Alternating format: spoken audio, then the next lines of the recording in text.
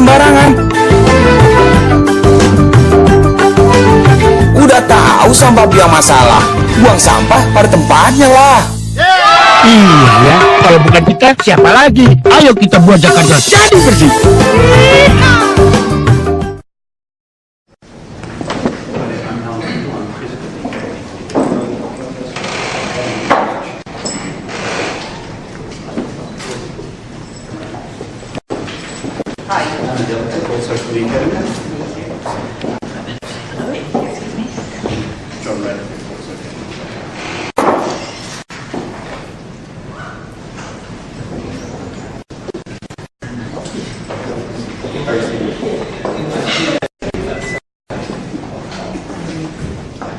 Selamat pagi.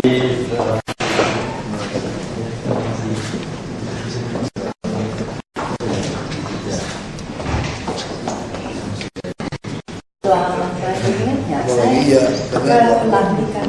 Iya. Saya datang. PIB semua. Iya. Se-PIB datang.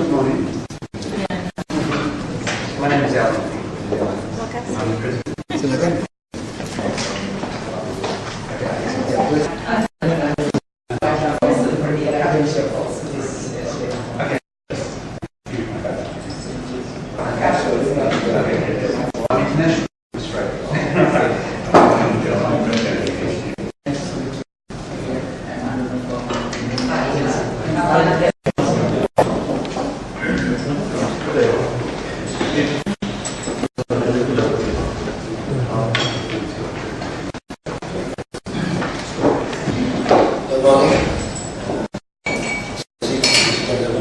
Welcome to City Hall.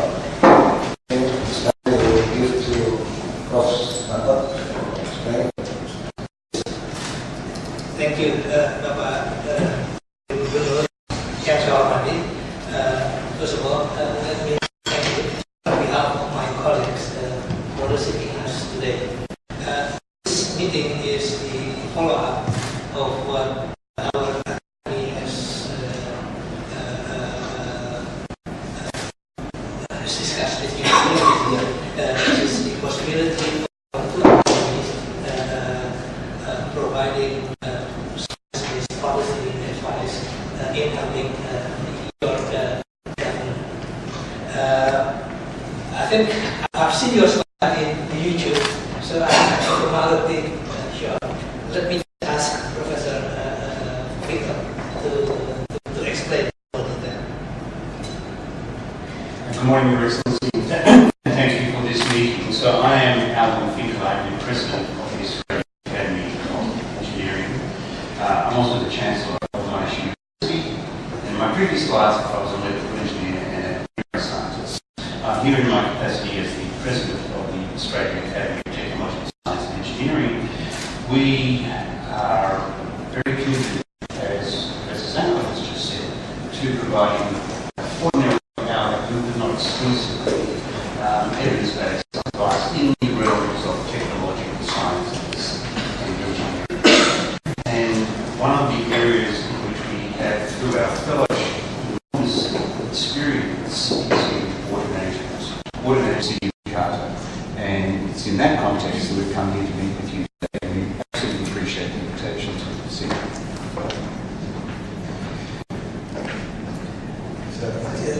Okay, so ya, mungkin saya memberikan orang yang ini begini berpesan bahwa di dalam mengelola sumber daya air dan minyak, pertama adalah konservasi, kedua pengelolaan, ketiga daya rusak. Kalau kita akan kerjasama selama ini banyaknya daya rusak, dan kelihatannya ini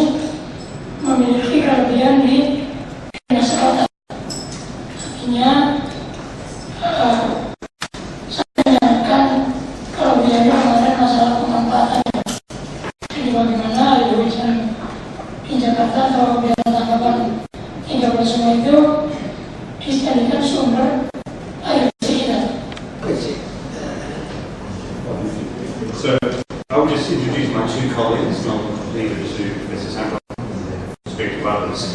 Professor Anadelatek, who in a moment will give you a short presentation, is a Professor of Engineering at Monash University.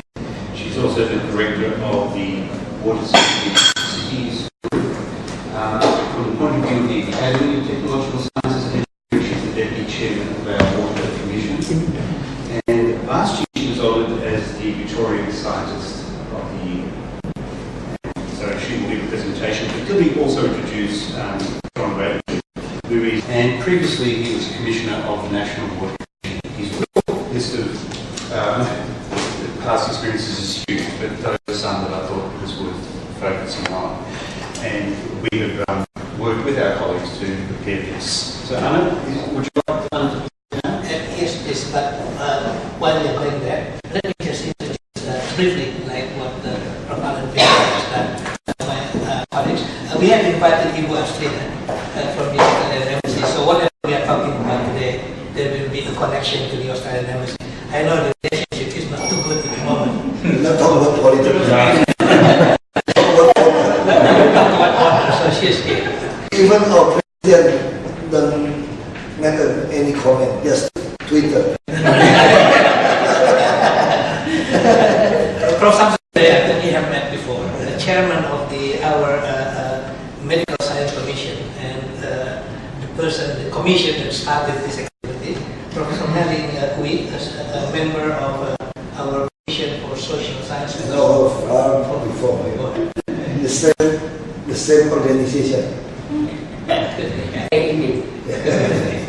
Dr. Ali Mokhtar, member of the Commission of Engineering of our Academy, and Dr. Cahyono, that you have met before, also member of our Medical Science Commission.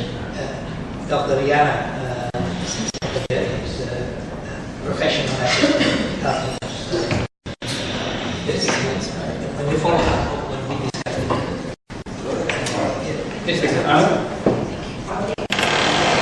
Okay, I would like to make a presentation about integrated urban water management paradigm that we are doing in Australia, which we believe could be implemented in Jakarta as well. And as you can see, presentation comes from both academies. So what are the challenges? We have problem in Australia as well as here with rapid urbanization. So lots of people are living in very dense urban areas.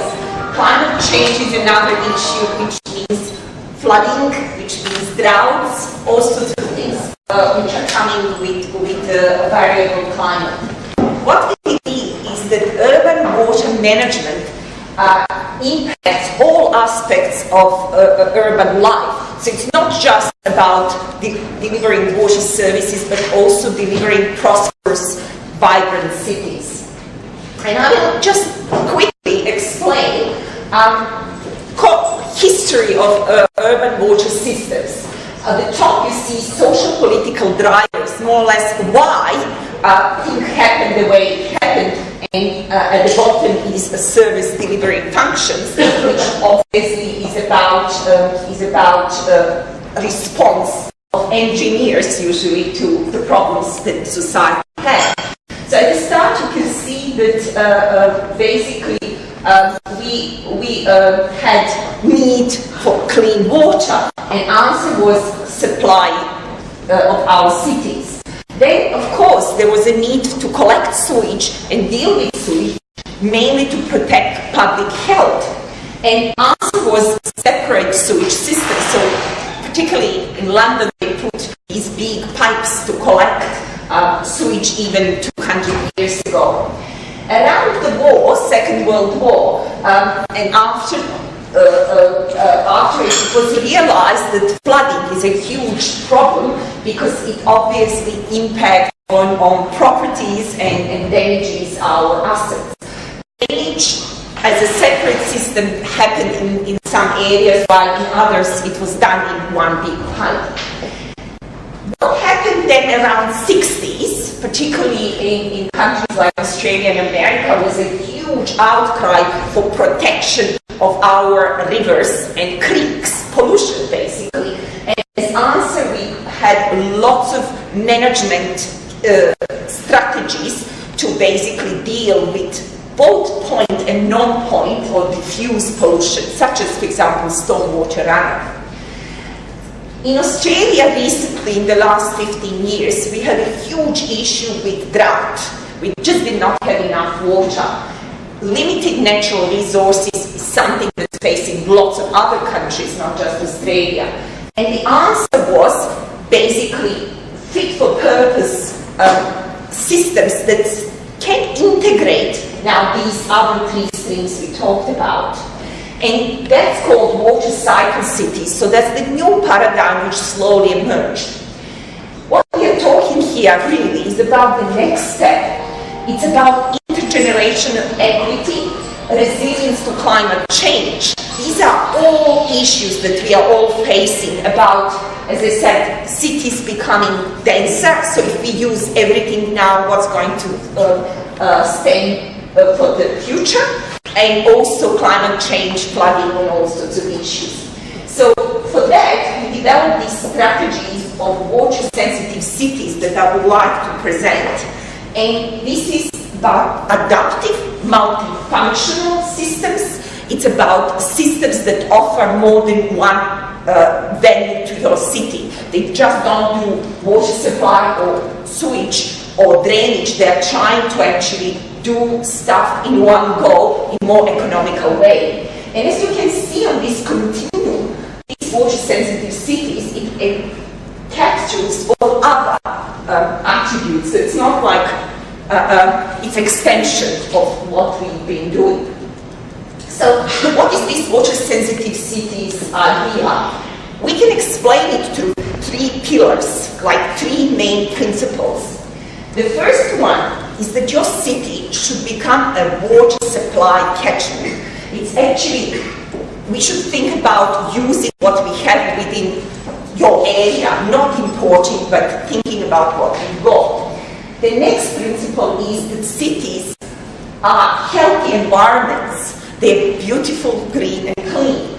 And of course, they support water-conscious citizens. So I'll go slightly into each of these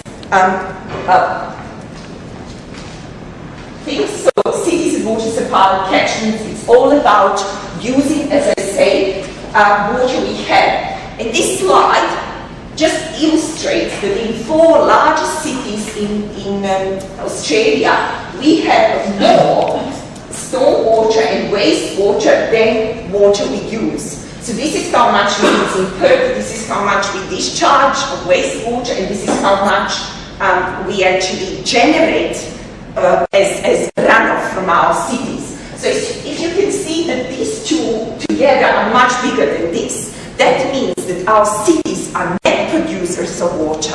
They should not be taking water from other areas, they should be relying on what we've got. But for that, and particularly to confront these uncertainties that we are facing in the future, we need diversity of resources. We should not be just about one type.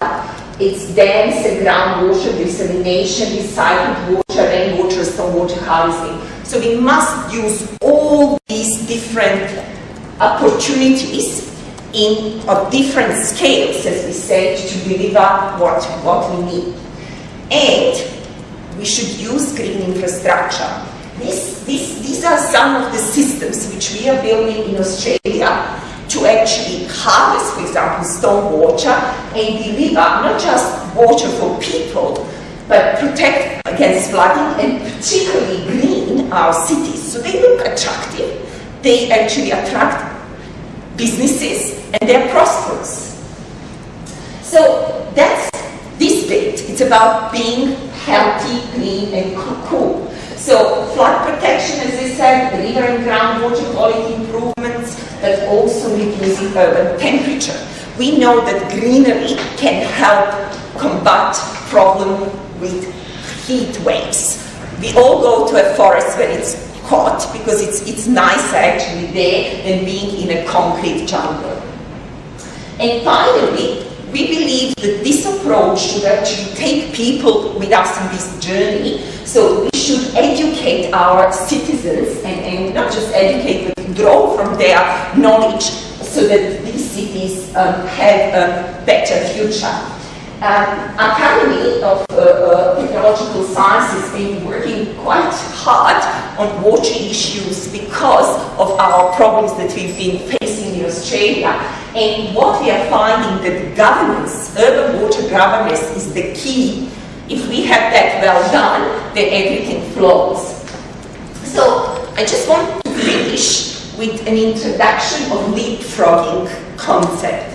So the study was done by UNESCO using exactly this continuum which was developed at Monash University, and they found that the majority of developed cities, like for example Melbourne, are in this area of between drain and waterway cities. And they need to do this to come to water-sensitive cities. But it is very hard. Why it's hard? Because we invested lots of money in very rigid infrastructure, large channels, large pipes, lots of pumping. So it's very actually hard, although it's kind of not that far away. What UNESCO found was that developing cities are really here. They looked 30 odd cities, and they found that they are there. And to come to this place, it looks like very far away, but as we have this in mobile, for example, communications, it was found that actually this is easier. Why it's easier? Because we have better opportunities to leapfrog to these futures, because developing cities have not invested heavily in rigid infrastructure that now we have, it's called lock-in. You're not, developing cities are not locked into these old solutions. So it's actually economically more feasible for them to leapfrog. And as I said, everyone's aware of what mobile communications did, what revolution it caused. So we are talking about similar thing here. At that point, I would like to finish, and thank you for giving us this opportunity to come and talk to you. Any questions?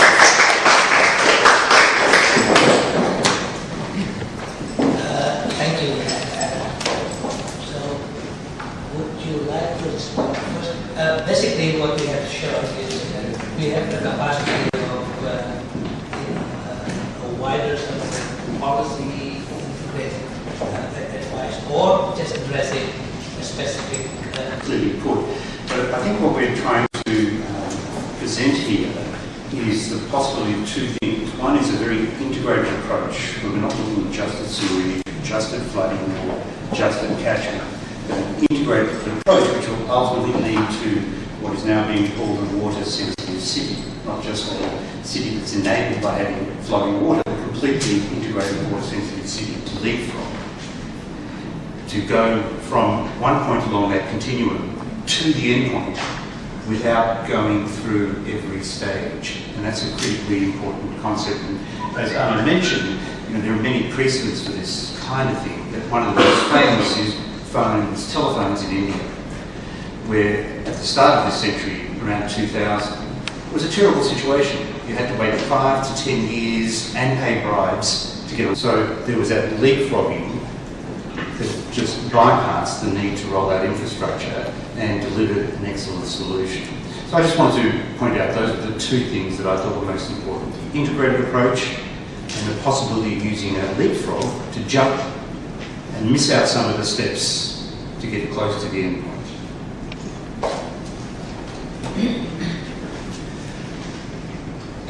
And maybe just to add, I'm sorry, we wanted to make it short and sharp. I didn't have time to talk a lot about technologies which we are offering, but maybe you see we are talking about a mixture of centralized and decentralized systems. So having precinct scale, for example, solution for sewage, which are using some of the latest technologies, as well as treatment options which are done in a landscape way. So you've seen some green systems there. They look like parks, but actually treat water. komentar nggak? Jakarta ini kan punya khas sendiri kan. Artinya, ya, mungkin terjemahin nanti Pak ya. Bagus ada terjemahan. Jakarta ini memiliki 2.000 sampai 4.000 mm hujannya ya, per tahun. Kalau kita ambil yang minimum, yang 2.000 saja, itu sudah mencapai 3 miliar meter kubik. Padahal kebutuhan untuk Jakarta 12,5 juta, kira-kira 1 miliar. Artinya kita sangat berlimpah. Jadi untuk treatment itu mungkin nomor berikutnya gitu. Artinya bagaimana kita mengelola sumber air tawar ini yang kalau musim hujan banjir, kalau musim kemarau kering gitu. Itu mungkin masukan untuk Jakarta, walaupun bentuknya bukan. Ya, bagus terjemahan juga bagus. Terima kasih Pak. According to Mr. Basuki, that in Jakarta we have plenty of water resources with rainfall about 2,000 until 4,000 millimeters a year. So how we can manage the plenty of water resources to be useful for Jakarta? Besides that, we have plenty a lot of problem for the drainage city and flood control itself. We many problem for the drainage city because of the garbage and the utility itself, the crossing the gates, the channel. It causes flood locally. But besides that, we have catchment area outside of Jakarta that send the water to Jakarta, make flooding in Jakarta. So that is our problem right now, and we have also the future plan for giant seawall that we will catch the water for the water resources itself, with the water in the river itself, because so many pollutants in river. That's our problem for the moment. Thank you. Work a lot in Singapore, so I'm finding lots of similar issues. And of course you have to treat that water, and some of these green systems, they install there to catch and treat before you can use it. So they're called biofiltration, so natural gravity, low energy, no energy. So exactly. Thank you. I think the first to solve the water problem in Jakarta is we have to have a very well sewage as a wastewater management. Yes. Yeah, because Jakarta until today we only have a 3% coverage area for this sewage. And JICA already give us a study about this, but not a detailed engineering design. I think what we want is how your experience, technology, Australian Academy, Indonesia Academy, to help us. Maybe this we have also a company, PT PAL. We have PAL is a pengolahan air limbah, wastewater management company. This is 100% our company. It's more easy. This is business. We already have the rough mapping from the study from the JICA for the whole Jakarta. And we also asked our company like PT Jakarta Propertindo to do this in Wagub. You know Wagub in the northern side have a dam, 80 hectares. They will develop this wastewater management too. I think this is very important, how we work together with Bapada. I think we need to talk to Ibu Yani, Ms. Bapada, how to we put in our budget next year this Indonesian, how to say, Academy Politik, Indonesian Academy of Science and Australian to put together as an academy technology, and so we will know what we have to do. Yes. Yeah, and I think this time is not talking about the technology or about the science. We know everything. Yeah. We already know everything. Because no need to prove to this right or wrong. Australia is success. Singapore is success. We just copy, but we need is leapfrog. We don't want to follow your experience before. Now you have the latest technology, the latest success, so we just want to make a leapfrog to here. So I think Indonesian Academy of Science in Australia and our planning board and Bugiani, how to do this? Maybe we have to prepare a budgeting for the next year. It's more important. Yeah, and we could directly in action use our company. Mungkin lebih cepat begini. Yeah, so we hitungnya. And if we could solve this problem in 4 years, it's better. The whole Jakarta. Yeah, we don't want to say we need 10 years or 20 years. We don't like that. Our period in this office left 4 years. So, yeah. We are a political shit, you know. We don't know what happened after 2017. But at least in 5 years, so still left 1 year, we left the office, nobody could stop the project again. Yeah, that's the one. That's a great idea. I suppose one of the issues, as we see it and in our experience in Australia, is that we have technologies, and equally, I guess you just said you have the technologies. That's really not a problem. You then got the issue, do you have the skills to reliably use the technology? And in Australia, some people have had less than favourable experiences. You know, we've had little disasters. So it's important that there's also community trust in the water companies. When you start talking about, say, stormwater or recycling of water, you have the technology, you need the competence of the people, but you've also got to have an adequate monitoring system. But more particularly, you must have the confidence of the users. And I guess we've had examples where the community hasn't immediately accepted some of the approaches. They worry about where the water's coming from, where you really need to address what is the water you're providing, never mind where it's come from. If the technology is right, what's the quality of the water?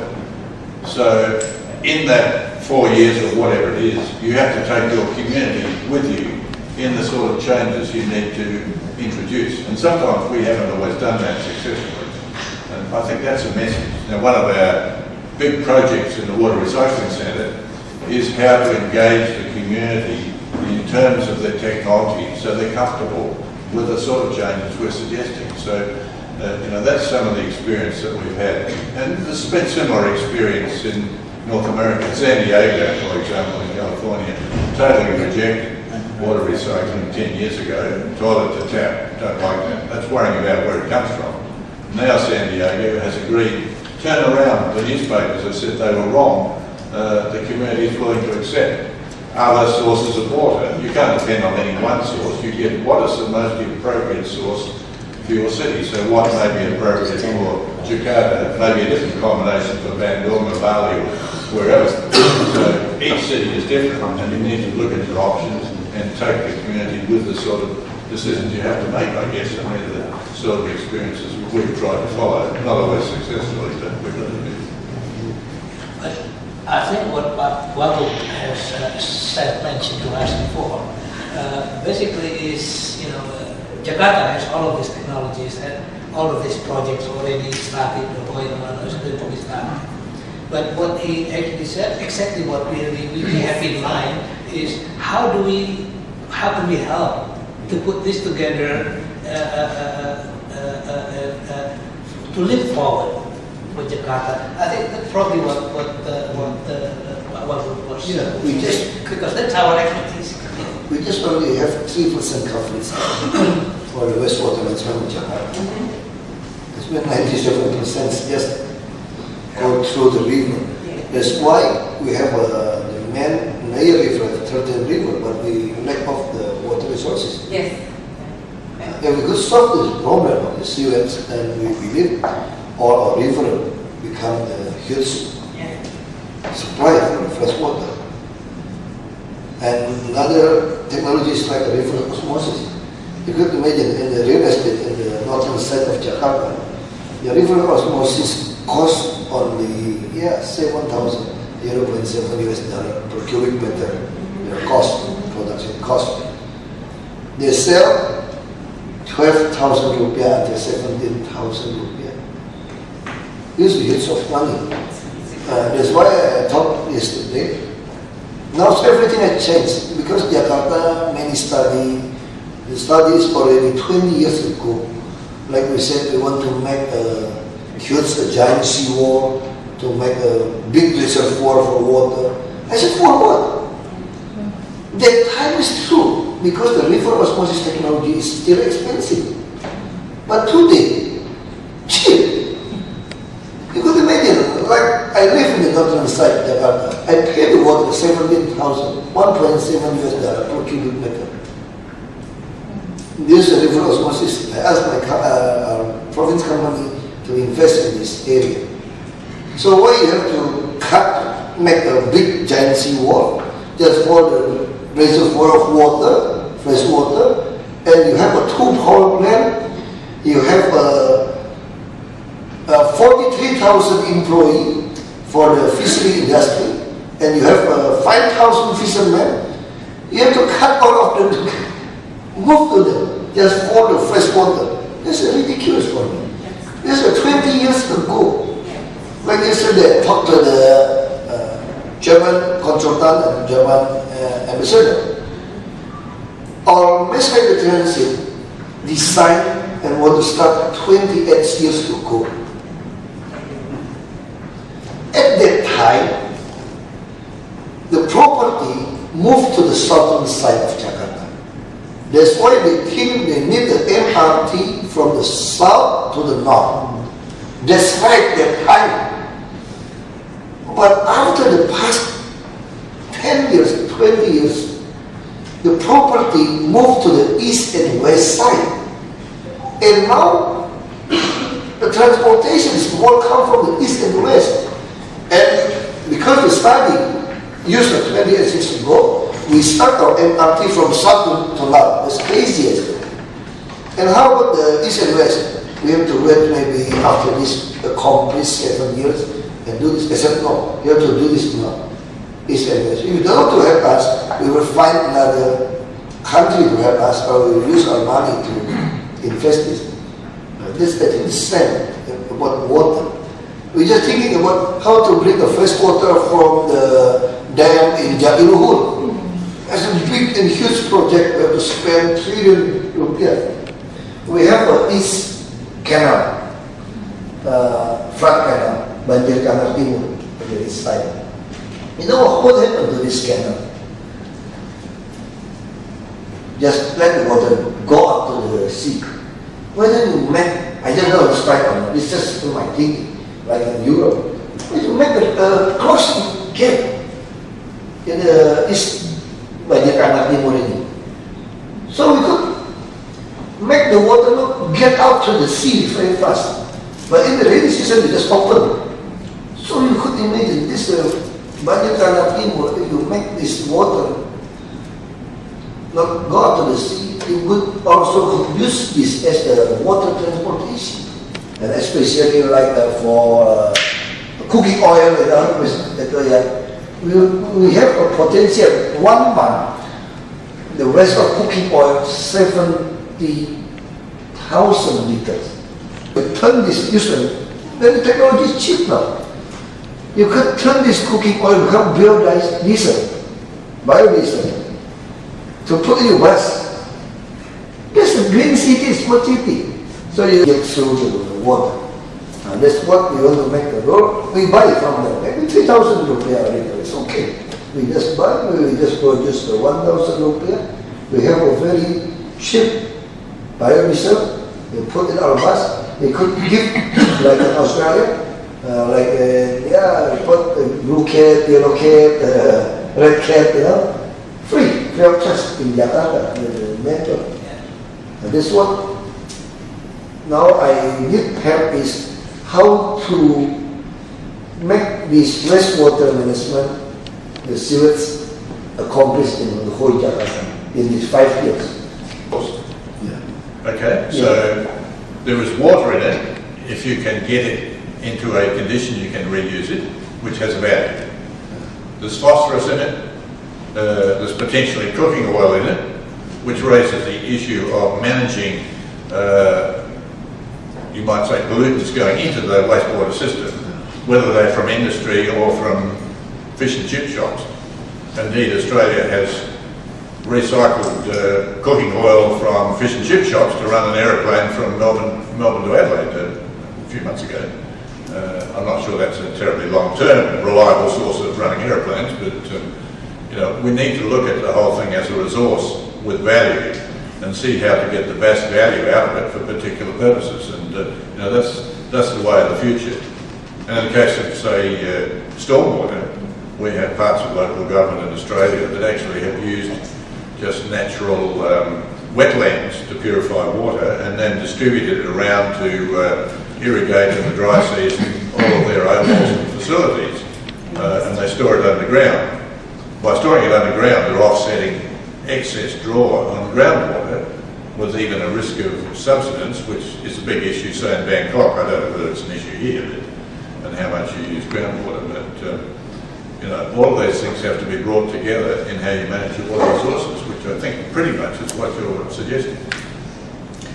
So it's exactly that if you can integrate solutions that can tackle more than one problem is exactly what we are talking here about. And also mixture of, as we call it, decentralized. So on a neighborhood scale, particularly for wastewater management, you should not, and it's too expensive, big huge pipes to collect all sewage like we do in Melbourne and treat it at 2 spots. You can't do it, it would cost. But then neighborhood scale management and recycling, grey water easily can be recycled, cheap on energy, low energy systems, wastewater or slightly more energy greedy. So if you do it in a clever way, starting from your, as we call it, household, and managing that, not going for huge centralized solutions which would cost a lot of money and won't work.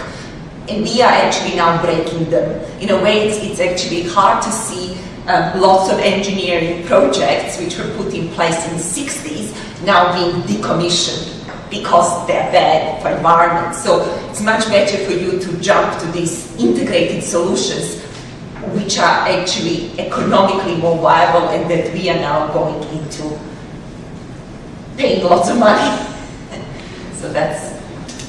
Again, I think maybe it's time for us to talk more specifically in terms of what... Yeah, we said to her, I think you need to take our deputy governor, is a special,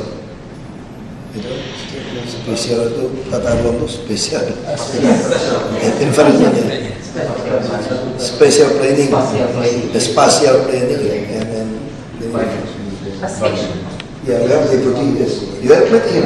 Yes, the first meeting. But perhaps we can sort of indicate to you. Enjoy from Holland, Pak Bakery. Perhaps we can indicate to you what academics can do in the context of what we are talking about. But before I ask Alan to do so, Prof. Samsu, you have any comment on? No, not at the time. I just remind us all that when I talked to Ibu Handayani yesterday, what we need is actually what the Gubernur has said, a very specific objective within this next 4 or 5 years.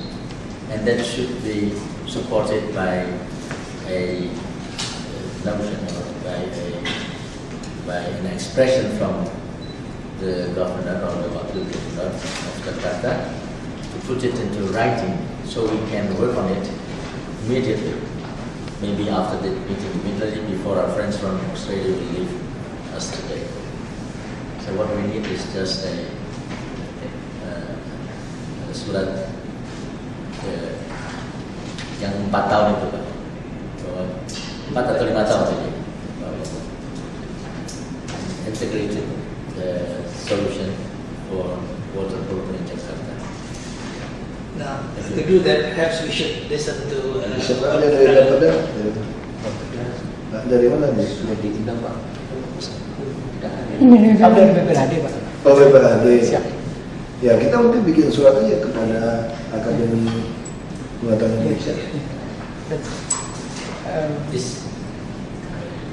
Ya kan? Kita akan minta jaringan solusi bagaimana untuk bisa we could do in these 4 years, 5 years, what you could help us, and we want to describe Professor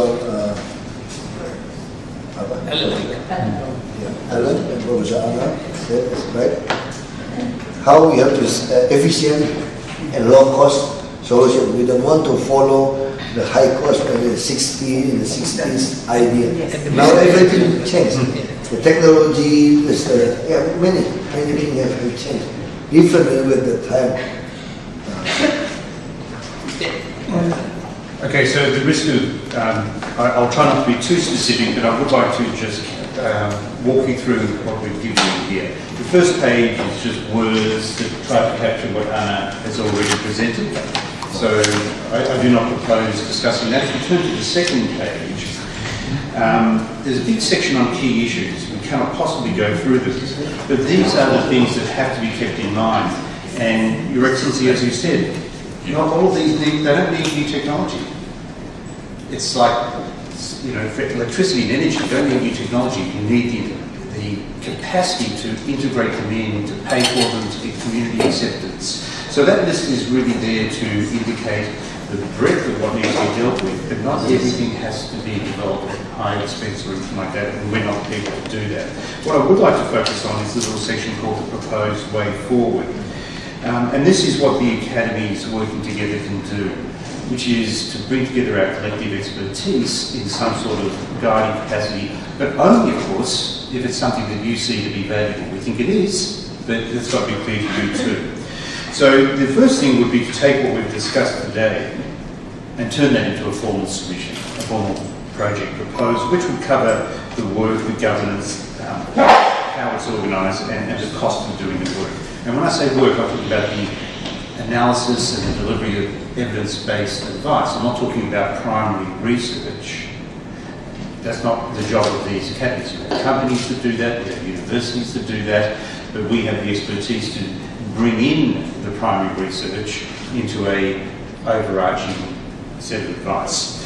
So the second would be to get going after we've got to go ahead on the proposal, to actually get a workshop happening, which would be representatives from the Indian Academy, from our academy, from the government, from any relevant expert companies, to start brainstorming what it is that we really want to achieve. Because we don't want to go for years and years and years with email back and forth. Let's get everybody in a room and walk out with a specific set of proposals and what are the guiding principles that need to be addressed for water management.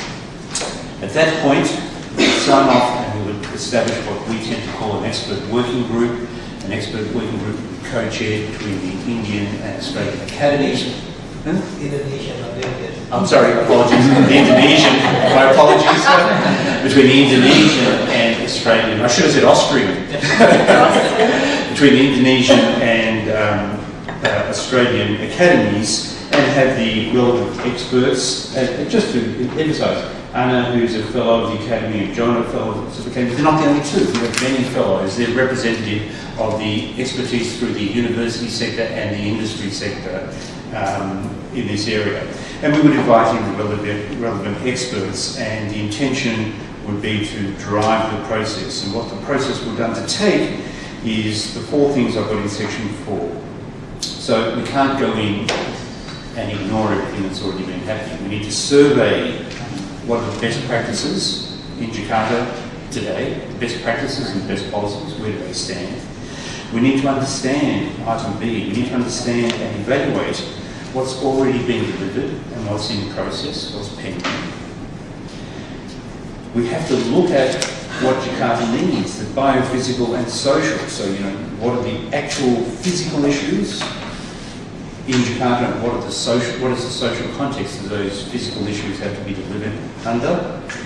And then it's our job as an expert working group, if we proceed on this, to synthesise all of that and come up with evidence-based advice so that in a relatively quick time frame, changes can be implemented, and in an economical time frame, so that, as we've already discussed quite a lot here, that we don't invest in old world thinking, which in the 1960s we did in Melbourne. We thought it was fantastic, and now we're paying the price.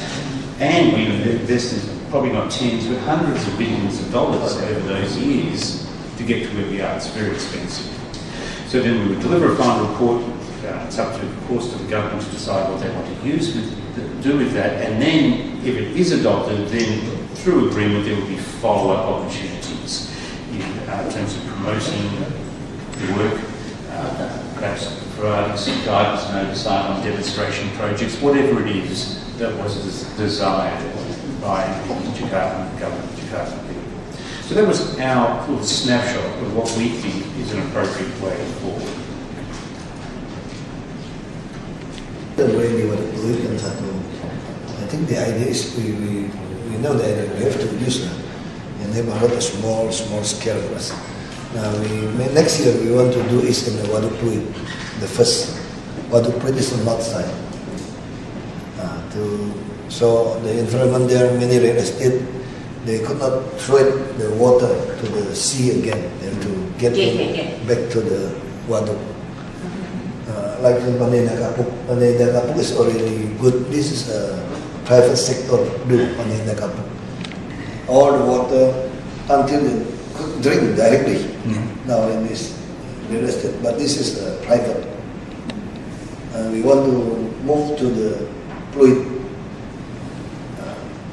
So I think this is a good idea. One place. Like we have a Setiabudi now. Setiabudi is our power system. It's only the building, office, go to this Setiabudi. Setiabudi is good. Yeah. So we forget about the huge panel for... Exactly, yeah. And planning regulation as well. Because if you have smart planning regulations, then having a demonstration sites like you explained, that's showcasing what can be done, but then with good planning regulations, that's then replicated all over the city. So it becomes like, infectious disease. You have a nice showcase, and then it's just that you need regulations to infiltrate this everywhere.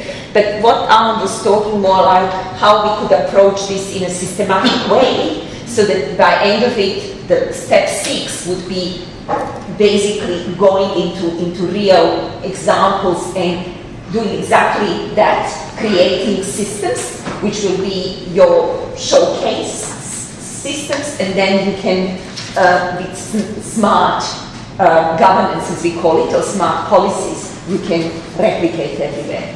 I am not understand what the technical.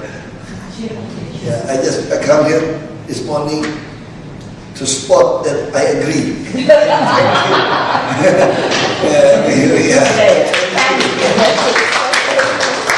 This meeting very important. We are a politician like that.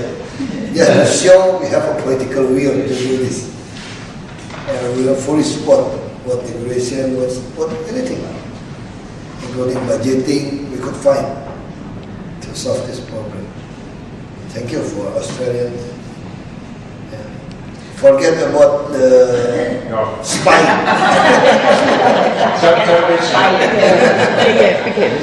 If I could apologise on our part. I think this was a good idea to hear everything talk. It's very noisy to hear what's talking.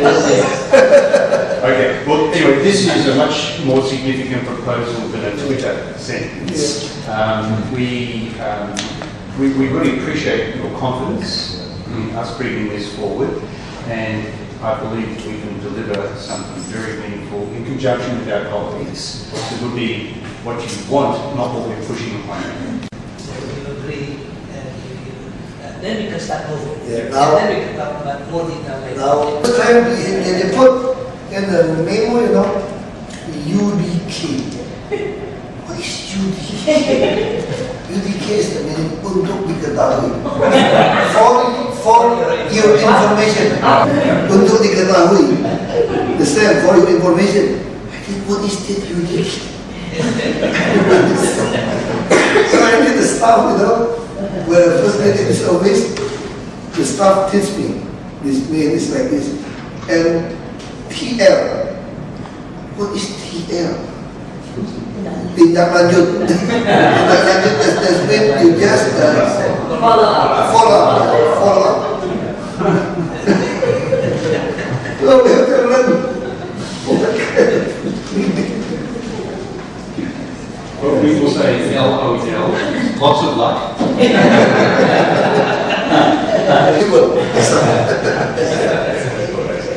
Alright, next one. Terima kasih banyak. Yeah, thank you. But you have to enjoy the Holland bakery.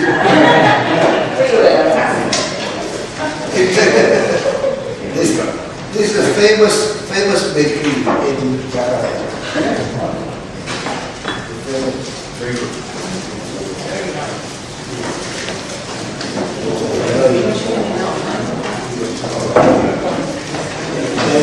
And they have another job. Cholesterol, no cholesterol. Cholesterol level in the food. Cholesterol not in the food. Just the office of the former governor, Basuki. Now his office is become my office. This floor is the former governor office. Now, what the story is, this floor is for the vice governor. Hokimo is the vice governor first. The governor is on the first floor. But when he was become a governor, he don't like, he doesn't like to have an office on the first floor. So he still keep his office. So he took two offices, second floor and first floor. And the vice governor probably had to go to the third floor. Now, back to the vice governor. So Mr. Wagub worked 10 years in this floor. Here, this floor. This is more important than the main building. Or is this within the main building? No, this is No. Annex. This building is a bridge between two buildings. The old and the new building have a bridge, 2 floors. You made a comment about cholesterol on Australian TV on ABC. They've just done a big investigative reporting on the last 30 years of advice from doctors on cholesterol, and they said to the public that it's rubbish. People don't watch their diet, don't take statins, many people will die. But the ATSE went out and found some doctors who were against it and say it's rubbish. The one thing that always comes back to is you should do lots of exercise. And we have a fellow at the academy who would say you should never sit for more than 1 hour in a meeting. You have to get up every 45 minutes, 30 seconds, all day, and walk around. That's how we survive. Yeah, we also got many good things together. We help people to walk, have a safe, cozy, with a spare body, what do you do?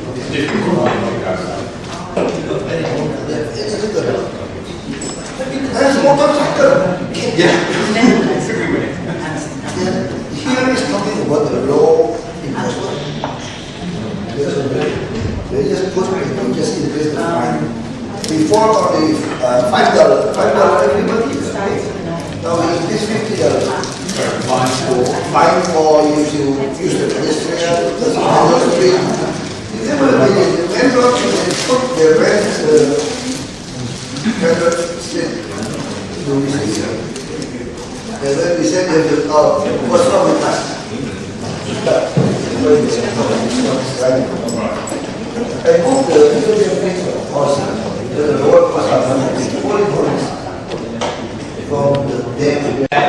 45 minutes flight. Okay, fantastic. Do that.